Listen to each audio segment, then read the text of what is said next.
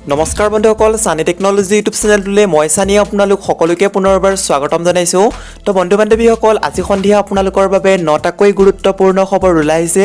গোটেইকেইটা খবৰে আপোনালোকৰ বাবে বহুতেই গুৰুত্বপূৰ্ণ। তো সম্পূৰ্ণকৈ ভিডিঅ'টো শেষলৈকে স্কিপ নকৰাকৈ চাই থাকক। তো বন্ধু বান্ধৱীসকল, এতিয়ালৈকে যদি ভিডিঅ'টো লাইক কৰা নাই প্লিজ এটা লাইক কৰিব, ভিডিঅ'টো শ্বেয়াৰ কৰিব আপোনালোকৰ ফ্ৰেণ্ডসকলৰ মাজত, আৰু এতিয়ালৈকে যদি চেনেলটো ছাবস্ক্ৰাইব কৰা নাই প্লিজ ছাবস্ক্ৰাইব কৰি ছাইডত থকা যিটো বেল আইকন আছে প্ৰেছ কৰি অল অপশ্যনটো ক্লিক কৰিব। মই যেতিয়া আপোনালোকৰ বাবে এনেকুৱা ধৰণৰ ভিডিঅ'সমূহ দিম তেতিয়া আপোনালোকে সকলোকে ফাৰ্ষ্টত নটিফিকেশ্যনসমূহ পাই থাকিব। তো বন্ধু বান্ধৱীসকল, আহক ভিডিঅ'টো আৰম্ভ কৰোঁ। বন্ধুসকল, আজিৰ প্ৰথমটো খবৰ হৈছে এটা গুৰুত্বপূৰ্ণ খবৰ। পুত্ৰ হিচাপে মই তৰুণ গগৈৰ খবৰ ল'বলৈ আহিছোঁ, এই বুলি মন্তব্য কৰিছে মুখ্যমন্ত্ৰী সৰ্বানন্দ সোণোৱালে। পুত্ৰ ধৰ্ম পালন কৰিলে ৰাজ্যৰ মুখ্যমন্ত্ৰী সৰ্বানন্দ সোণোৱালে বৃহস্পতিবাৰে গুৱাহাটী চিকিৎসা মহাবিদ্যালয়ত প্ৰাক্তন মুখ্যমন্ত্ৰী তৰুণ গগৈৰ স্বাস্থ্যৰ বুজ ল'বলৈ উপস্থিত হয় মুখ্যমন্ত্ৰী সৰ্বানন্দ সোণোৱাল। যোৱা দেওবাৰে পুনৰ শ্বাস প্ৰশ্বাসজনিত অসুবিধা হোৱাৰ বাবে প্ৰাক্তন মুখ্যমন্ত্ৰীগৰাকীক গুৱাহাটী চিকিৎসা মহাবিদ্যালয়ত ভৰ্তি কৰোৱা হয়। মুখ্যমন্ত্ৰীগৰাকীয়ে সংবাদ মাধ্যমক কয়, পুত্ৰ হিচাপে মই খবৰ ল'বলৈ আহিছোঁ তৰুণ গগৈৰ। এতিয়াও আমি একেলগে জনতাৰ বহু উন্নয়নৰ কাম কৰিবলৈ বহু বাকী আছে। ভগৱানৰ ওচৰত তেখেতৰ আশু আৰোগ্যৰ কামনা কৰিছোঁ। লগতে মুখ্যমন্ত্ৰীগৰাকীয়ে কয় যে ফৰকাল মনেৰে তেওঁ আমাৰ লগত কথা পাতিছে। অৱশ্যে ৰাজনীতিৰ কোনো ধৰণৰ কোনো কথাই পতা নাই আমি। হাস্পতালখনৰ চিকিৎসা ব্যৱস্থাত অত্যন্ত সন্তুষ্ট প্ৰাক্তন মুখ্যমন্ত্ৰীগৰাকী বুলিও মন্তব্য প্ৰকাশ কৰে মুখ্যমন্ত্ৰী সৰ্বানন্দ সোণোৱালে। পাছৰটো খবৰ হৈছে অৰ্ণৱ গোস্বামী সাংবাদিক, অখিল গগৈ টায়াৰ জ্বলোৱা আন্দোলনকাৰী হিমন্ত বিশ্ব শৰ্মা। অৰ্ণৱ গোস্বামীৰ সৈতে অখিল গগৈৰ তুলনা নহয়, এই মন্তব্য মন্ত্ৰী হিমন্ত বিশ্ব শৰ্মাৰ। অৰ্ণৱ গোস্বামীক গ্ৰেপ্তাৰ কৰি মহাৰাষ্ট্ৰৰ চৰকাৰখন কিমান দুৰ্বল তাৰ প্ৰমাণ কৰিলে। মোৰ বিপক্ষে মোৰ পৰিয়ালৰ বিষয়েও বহুত বেয়াকৈ লিখে, সেইটো আমি কেতিয়াও বেয়া চকুৰে চোৱা নাই, এই বুলি মন্তব্য কৰিছে মন্ত্ৰী ডক্টৰ হিমন্ত বিশ্ব শৰ্মাই। লগতে গণতন্ত্ৰৰ চতুৰ্থ স্তম্ভক আমি এটা স্বাধীনতা দিব লাগিব, নহ'লে দেশখন বাচি নাথাকিব। মহাৰাষ্ট্ৰত চলি থকা ড্ৰাগছৰ খেলাখন পোহৰলৈ অনাৰ বাবেই অৰ্ণৱ গোস্বামীৰ ওপৰত আক্ৰমণ চলিছে। অৰ্ণৱ গোস্বামী আৰু অখিল গগৈৰ সন্দৰ্ভতো প্ৰতিক্ৰিয়া মন্ত্ৰী ডক্টৰ হিমন্ত বিশ্ব শৰ্মাৰ। তেওঁ কয় যে অৰ্ণৱ গোস্বামীয়ে কোৱা নাই যে টায়াৰ লৈ ৰাস্তা জ্বলাই দিয়ক। ড্ৰাগছৰ বিৰুদ্ধে আন্দোলন আৰু বাকী আন্দোলনৰ মাজত বহুত পাৰ্থক্য আছে। ৰাস্তাত টায়াৰ জ্বলোৱা আৰু অৰ্ণৱ গোস্বামীৰ পাৰ্থক্য আছে, দুয়োটা বিষয়ৰ মাজত তুলনা নহয় বুলি মন্তব্য কৰে মন্ত্ৰী ডক্টৰ হিমন্ত বিশ্ব শৰ্মাই। পাছৰটো খবৰ হৈছে মাদ্ৰাছা খোলা কোনো কেবিনেট দিছপুৰত নহয়, মন্ত্ৰী হিমন্ত বিশ্ব শৰ্মাৰ মন্তব্য। মাদ্ৰাছা খোলা কোনো কেবিনেট দিছপুৰত নহয়। আজমলে এই কেবিনেট পাকিস্তানত পাতে, বাংলাদেশত পাতে, আমাৰ ক'ব লগা নাই, কিন্তু দিছপুৰত এনে কেবিনেট পাতিবলৈ আজমলৰ সাহসেই নহয়, ধৃষ্টতা নাই। প্ৰথম কেবিনেট পাকিস্তানত গৈ পাতিব লাগিব বুলি সাংবাদিকৰ আগত মন্তব্য কৰে মন্ত্ৰী ডক্টৰ হিমন্ত বিশ্ব শৰ্মাই। আমাৰ সন্মুখত এই কেবিনেট পাতিব নোৱাৰে, অসমৰ মানুহ জীয়াই থকালৈকে আজমলে কেবিনেট পাতিব নেকি অসমত বুলি প্ৰশ্ন কৰে মন্ত্ৰী ডক্টৰ হিমন্ত বিশ্ব শৰ্মাই। অসমৰ মানুহৰ শেষ বিন্দু তেজ থকালৈকে আজমলে এই সুবিধা নাপায়। মিয়া কবিতা, মিয়া মিউজিয়াম, মিয়া ভাষা আদিবোৰ লৈ সকলো শংকিত হৈ আছে। পাছৰটো খবৰ হৈছে প্ৰাক্তন মুখ্যমন্ত্ৰী তৰুণ গগৈৰ স্বাস্থ্যৰ বুজ ল'লে ৰঞ্জিত দাসে। প্ৰাক্তন মুখ্যমন্ত্ৰী তৰুণ গগৈৰ স্বাস্থ্যৰ বুজ ল'লে বিজেপিৰ ৰাজ্যিক সভাপতি ৰঞ্জিত দাসে।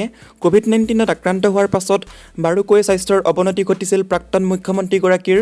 ক'ভিডৰ পৰা সুস্থ হৈ ঘৰলৈ উভতিছিল গগৈ, কিন্তু দেহত অক্সিজেনৰ মাত্ৰা কমি যোৱাৰ পাছতে পুনৰ GMCHত ICUত ভৰ্তি হৈছিল, কিন্তু বৰ্তমান উন্নত হৈছে তৰুণ গগৈৰ স্বাস্থ্য। মুখ্যমন্ত্ৰী সৰ্বানন্দ সোণোৱাল, মন্ত্ৰী হিমন্ত বিশ্ব শৰ্মাই স্বাস্থ্যৰ বুজ লয় তৰুণ গগৈৰ।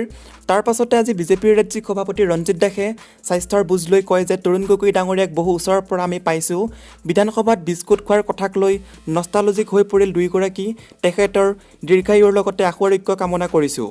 পাছৰটো খবৰ হৈছে অৰ্ণৱ গোস্বামী গ্ৰেপ্তাৰ সন্দৰ্ভত মন্তব্য জুবিন গাৰ্গৰ। কি ক'লে জুবিন গাৰ্গে?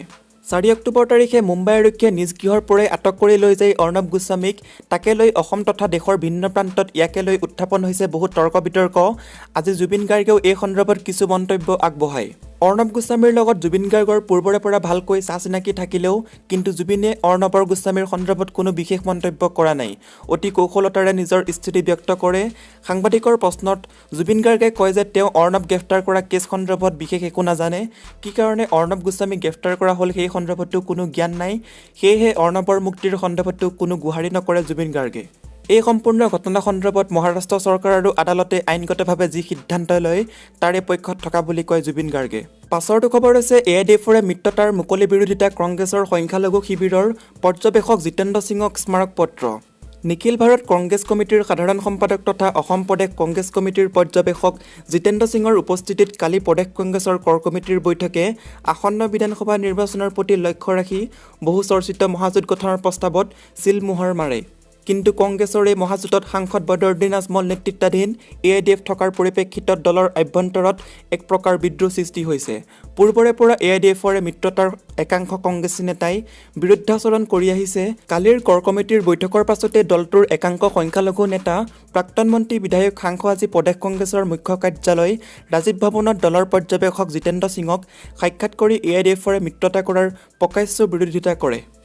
AIDFৰ মিত্ৰতাৰ বিৰুদ্ধাচৰণ কৰি ইতিমধ্যে গঠিত ছিনিয়ৰ মাইনৰিটি কংগ্ৰেছ লিডাৰ্ছ টীমৰ সভাপতি তথা প্ৰদেশ কংগ্ৰেছৰ সাধাৰণ সম্পাদক প্ৰাক্তন মন্ত্ৰী মহিবুল হক, টীমৰ সাধাৰণ সম্পাদক তথা প্ৰদেশ কংগ্ৰেছৰ কাৰ্যবাহী সদস্য প্ৰাক্তন বিধায়ক আলী আকবৰ মিয়া, টীমৰ উপসভাপতি তথা প্ৰদেশ কংগ্ৰেছৰ কাৰ্যবাহী সদস্য প্ৰাক্তন বিধায়ক ডক্টৰ ইদ্ৰিছ আলী, প্ৰাক্তন মন্ত্ৰী নুৰ জামাল সৰকাৰ, তাৰপিছতে নজিবুল উমৰ, প্ৰাক্তন সাংসদ আব্দুল হামিদ আদিৰ নেতৃত্বত সংখ্যালঘু কংগ্ৰেছ নেতাৰ দল এটাই সেই সম্পৰ্কত পৰ্যবেক্ষক সিঙক এখন স্মাৰকপত্ৰ প্ৰদান কৰে। স্মাৰকপত্ৰখনত তেওঁলোকে কয় যে অসম বিধানসভাৰ 126টা সমষ্টিৰ ভিতৰত 34টা সমষ্টি ধৰ্মীয় সংখ্যালঘু অধ্যুষিত হোৱাৰ বিপৰীতে 92টা সমষ্টি সম্পূৰ্ণৰূপে হিন্দু ভোটাৰৰ ওপৰত নিৰ্ভৰশীল। AIDF মুছলমানৰ সাম্প্ৰদায়িক দল হিচাপে পৰিচিত। বৰ্তমান AIDFৰ শক্তিও হ্ৰাস পাইছে। ধৰ্মীয় সংখ্যালঘু জনসাধাৰণে ইতিমধ্যে AIDFক নাকচ কৰাৰ বাবে 2019ত অনুষ্ঠিত লোকসভা নিৰ্বাচনত তেওঁলোকে 2খন আসন হেৰুৱাব লগাত পৰিছিল। তদুপৰি যোৱা লোকসভা নিৰ্বাচনত AIDFৰ 14জন বিধায়কৰ ভিতৰত 10খন আসনতেই জনপ্ৰিয়তা হেৰুওৱা দেখা গৈছে। বিগত 2018 চনৰ পঞ্চায়ত নিৰ্বাচনতো AIDFে সফলতা প্ৰদৰ্শন কৰিব পৰা নাছিল। ৰাজ্যখনৰ হিন্দু বেল্টৰ ভোটাৰে AIDFক পচন্দ নকৰে।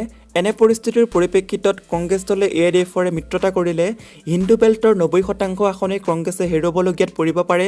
ফলত 2021ত কংগ্ৰেছে চৰকাৰ গঠন কৰিবলৈ সক্ষম নহ'ব বুলি স্মাৰকপত্ৰখনত উল্লেখ কৰি AIDFৰে মিত্ৰতাৰ প্ৰক্ৰিয়া বন্ধ কৰিবলৈ দাবী জনায়। ছিনিয়ৰ কংগ্ৰেছ লিডাৰ্ছ টীমৰ সভাপতি প্ৰাক্তন মন্ত্ৰী মহিবুল হকে জানিবলৈ দিয়া মতে পৰ্যবেক্ষক সিঙে তেওঁলোকৰ বক্তব্য আন্তৰিকতাৰে শুনাৰ লগতে হাইকমাণ্ডে দলৰ ক্ষতি হ'ব পৰা কোনো সিদ্ধান্ত নলয় বুলি স্পষ্ট কৰি দি সকলোৰে লগত আলোচনা সাপেক্ষে সময়ত সিদ্ধান্ত গ্ৰহণ কৰিব বুলি কয়।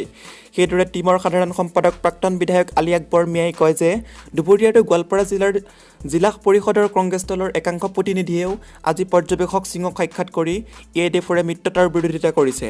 ইয়াৰ বিপৰীতে প্ৰাক্তন কংগ্ৰেছী মন্ত্ৰী ছিদ্দিক আহমেদে আজি সংবাদ মাধ্যমৰ আগত AIDFৰে কংগ্ৰেছৰ মিত্ৰতাৰ পোষকতা কৰি কয় যে এই মিত্ৰতা হৈ উঠিলে অহাবাৰ অসমত কংগ্ৰেছৰ চৰকাৰ গঠন সম্ভৱ হৈ উঠিব, কিয়নো যোৱা বিধানসভা নিৰ্বাচনত কংগ্ৰেছে 26খন আসনত আৰু AIDFে মাত্ৰ 13খন আসন জয়লাভ কৰিছিল।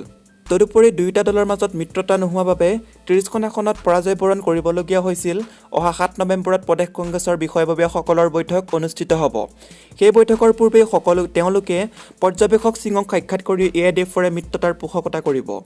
AIDFৰে মিত্ৰতা হ'লে বৰাক উপত্যকাত 10ৰ পৰা 12খন আসন লাভ কৰাৰ লগতে নামনি অসম আৰু মধ্য অসমত কংগ্ৰেছে ভাল ফল দেখুৱাবলৈ সক্ষম হ'ব বুলি তেওঁ দাবী কৰে।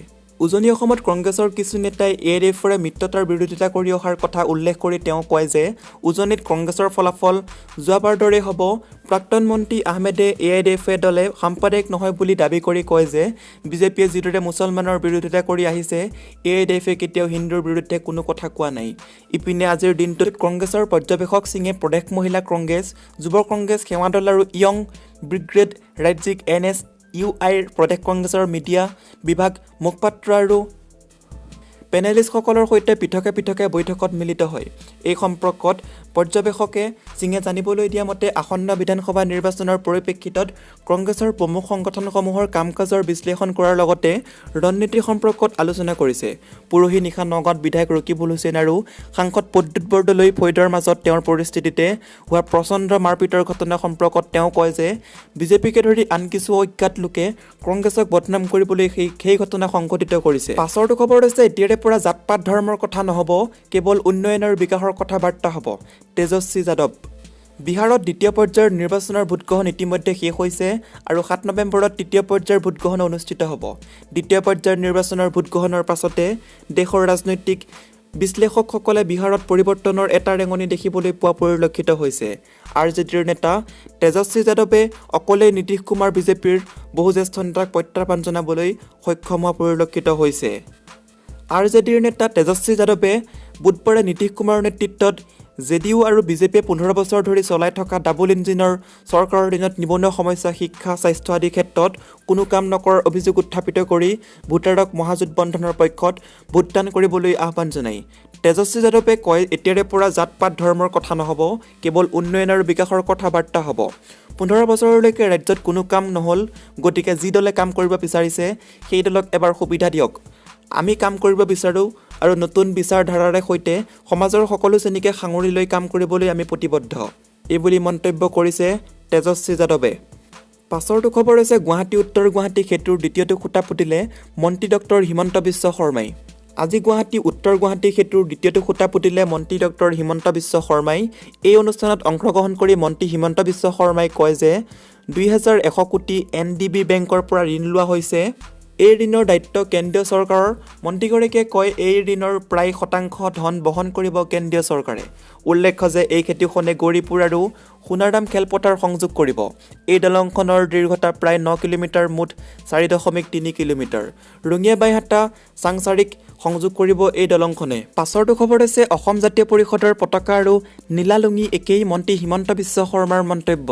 আগন্তুক বিধানসভা নিৰ্বাচন সমাগত। এই সময়ছোৱাত প্ৰতিটো ৰাজনৈতিক দল নেতা তৎপৰ হৈ পৰিছে নিৰ্বাচনৰ বাবে। প্ৰতিটো দলেই চলাইছে, প্ৰয়োগ কৰিছে নিজা নিজা ৰণকৌশল।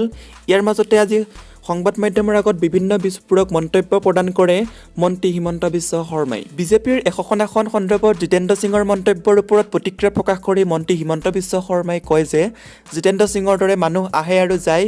হৰিশ ৰাৱতে লোকসভা নিৰ্বাচনত কি হৈছিল, কি পালে সকলোৱে জানে। ভুল জিতেন্দ্ৰ সিঙৰ নাই, তেওঁক কংগ্ৰেছৰ মানুহখিনিয়ে যি কয় তাকে কয়। লগতে মন্ত্ৰী হিমন্ত বিশ্ব শৰ্মাই কয় যে অসম জাতীয় পৰিষদৰ পতাকালৈ প্ৰতিক্ৰিয়া প্ৰকাশ কৰে মন্ত্ৰী হিমন্ত বিশ্ব শৰ্মাই। মন্ত্ৰীগৰাকীয়ে কয় যে অসম জাতীয় পৰিষদৰ পতাকা আৰু নীলা লুঙি একেই। উল্লেখ্য যে কিছুদিন পূৰ্বে সদৌ অসম ছাত্ৰ সংস্থা আৰু অসম জাতীয়তাবাদী যুৱ ছাত্ৰ পৰিষদৰ নেতৃত্বত গঠন হৈছিল নতুন আঞ্চলিক ৰাজনৈতিক দল অসম জাতীয় পৰিষদ। আৰু আজিৰ শেহতীয়া খবৰটো হৈছে বেংকত ধনৰ লেনদেনৰ ওপৰত আৰোপিত মাচুল প্ৰত্যাহাৰ কৰিলে বেংক অৱ বৰোদাই। চৌদিশে ব্যাপক প্ৰতিক্ৰিয়াৰ সৃষ্টি হোৱাত অৱশেষত বেংক অৱ বৰোদাই বাতিল কৰিলে ধনৰ লেনদেনৰ গ্ৰাহকৰ পৰা মাচুল সংগ্ৰহ কৰা নতুন নিৰ্দেশনা। ধন জমা আৰু উলিওৱাৰ ক্ষেত্ৰত গ্ৰাহকে কোনো ধৰণৰ মাচুল দিব নালাগে, এই কথা আজি স্পষ্ট কৰি দিয়ে বেংক অৱ বৰোদাই। উল্লেখ্য যে দেশৰ ৰাজহুৱা খণ্ডৰ বেংকত এনে অদ্ভুত মাচুল আৰোপ কৰি ব্যাপক সমালোচনাৰ সন্মুখীন হৈছে বেংক অৱ বৰোদা কৰ্তৃপক্ষ। তাৰ পিছতে বেংক অৱ বৰোদাই তেওঁলোকৰ সিদ্ধান্ত সলনি কৰিবলৈ বাধ্য হয়। COVID-19ক লৈ সৃষ্টি হোৱা পৰিস্থিতি আৰু অৰ্থনীতিৰ ওপৰত পৰা ইয়াৰ প্ৰভাৱৰ প্ৰতি লক্ষ্য ৰাখি আমি সেই চাৰ্কুলাৰ তৎকালীনভাৱে বাতিল কৰিছোঁ। বেংকটোৰ এটা বিবৃতিত এনেদৰে প্ৰকাশ। ধাৰণা কৰা মতে বিৰোধী কংগ্ৰেছ দলৰ কঠোৰ সমালোচনাৰ পাছতে চৰকাৰৰ হস্তক্ষেপতে বেংকটোৱে সিদ্ধান্ত সলনি কৰা বুলিও চৰ্চিত হৈছে। উল্লেখ্য যে অলপতে বেংক অৱ বৰোদাৰ সৈতে সংযোজিত হৈছিল দেনা বেংক আৰু বিজয়া বেংক। তেনেক্ষেত্ৰত এই তিনিটা বেংকৰ গ্ৰাহকে এই সিদ্ধান্তৰ পৰা ক্ষতিগ্ৰস্ত হোৱাৰ পূৰ্ণ সম্ভাৱনা আছিল। বন্ধু বান্ধৱীসকল, আজিৰ এই ভিডিঅ'টোৰ মাধ্যমেৰে আপোনালোকক বহুকেইটা গুৰুত্বপূৰ্ণ খবৰ দিব চেষ্টা কৰিলোঁ। যদি খবৰকেইটা শুনি ভাল লাগিছে লাইক কৰিব, শ্বেয়াৰ কৰিব আৰু এনেকুৱা ধৰণৰ খবৰসমূহ পাই থাকিবলৈ চেনেলটো প্লিজ ছাবস্ক্ৰাইব কৰি ছাইডত থকা যিটো বেল আইকন আছে প্ৰেছ কৰি অল অপশ্যনটো ক্লিক কৰিব একেবাৰে নাপাহৰিব এনেকুৱা ধৰণৰ ৰেগুলাৰ খবৰসমূহ পাই থাকিবলৈ। বন্ধু বান্ধৱীসকল, আজিলৈ বাই বাই। আকৌ এটা নেক্সট ভিডিঅ'ত লগ পাম। জয় আই অসম।